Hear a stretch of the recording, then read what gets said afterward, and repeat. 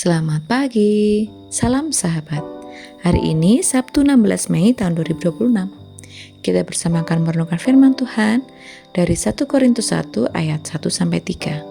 1 Korintus pasal 1 ayat 1-3. Demikianlah firman Tuhan dari Paulus, yang oleh kehendak Allah dipanggil menjadi Rasul Kristus Yesus, dan dari Sostenes, saudara kita, kepada jemaat Allah di Korintus, yaitu mereka yang dikuduskan dalam Kristus Yesus dan yang dipanggil menjadi orang-orang kudus, dengan semua orang di segala tempat, yang berseru kepada nama Tuhan kita Yesus Kristus, yaitu Tuhan mereka dan Tuhan kita. Kasih karunia dan damai sejahtera dari Allah, Bapa kita, dan dari Tuhan Yesus Kristus menyertai kamu. Identitasmu, panggilanmu. Identitas seorang penulis tidak hanya diperlukan sebagai perkenalan, tapi juga sebagai sumber otoritas atas pesan yang disampaikan. Otoritas tersebut sangat menentukan apakah pesannya akan diterima dengan baik atau tidak.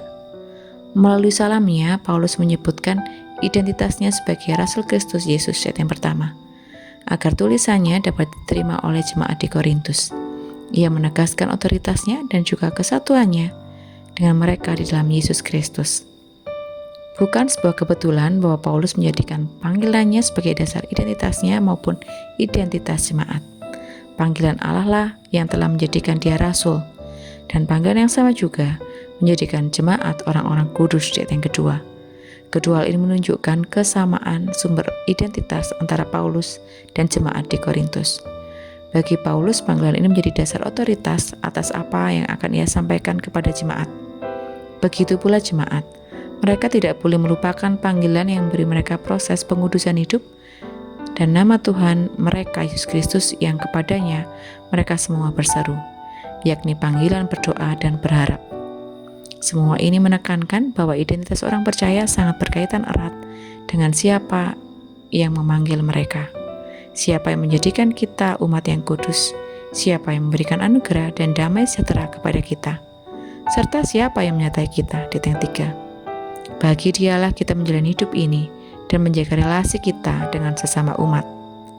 Ketika kita menyebut diri kita orang Kristen, ini bukan hanya sebutan untuk dikenal, melainkan panggilan Allah yang memberi kita otoritas untuk saling menasihati dan tanggung jawab untuk hidup sebagai umat-Nya di tengah dunia ini. Puji syukur kepada Allah yang sudah memanggil kita dari kegelapan dosa ke dalam hidup kekal di dalam Yesus Kristus. Mari kita hidupi panggilan Allah dan menjaga hidup yang kudus, baik sebagai pribadi maupun sebagai satu kesatuan tubuh Kristus. Kiranya Allah terus menguduskan kita dan memampukan kita melakukan kehendak-Nya. Mari bersama kita berdoa. Selamat pagi ya Bapa, kami menyerahkan kehidupan kami selama ini. Mampukan kami untuk kami tidak hanya sebagai orang Kristen KTP saja, tapi lebih dari itu, mampukan kami mengerti panggilan-Mu untuk kami boleh saling menasihati dan bertanggung jawab sebagai umat yang Kau pilih di tengah dunia ini. Mampukan kami Tuhan untuk boleh mengucap syukur karena Engkau telah memanggil kami dari kegelapan dosa menuju hidup kekal. Mampukan kami menghidupi panggilan Allah ini dengan menjaga kekudusan dalam hidup kami. Mampukan kami untuk boleh menjaga satu kesatuan tubuh Kristus.